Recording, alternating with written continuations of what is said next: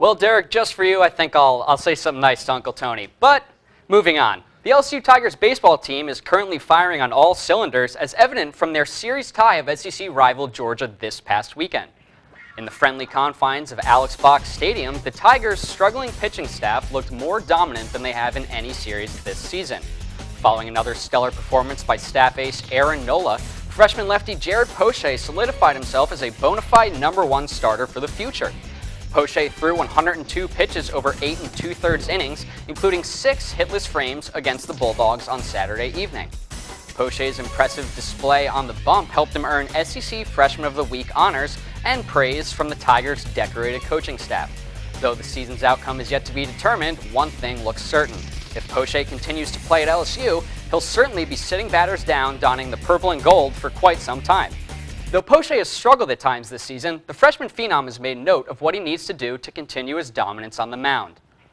I wanted to come out from, I know I struggled a little bit last in Vanderbilt, and just kind of wanted to get back to myself and just throw a lot of strikes. And my command of my fastball was huge tonight. That's the result of AD's philosophy. So.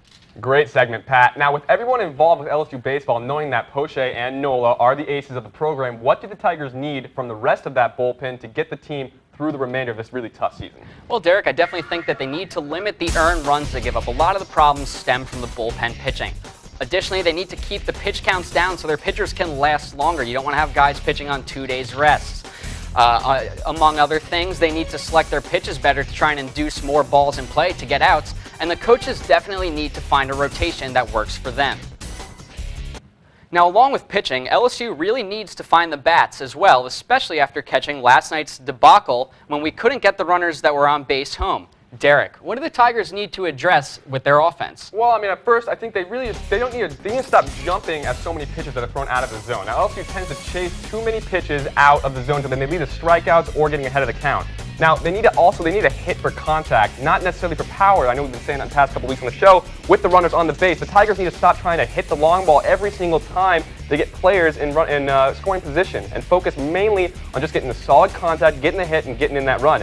Finally, the middle of this lineup really needs to start to pick it up. With the calendar about to flip to April and the College Baseball World Series is right around the corner, the Tigers need the middle of their lineup to produce some runs in order to help out and get some of this pressure off the top of the order.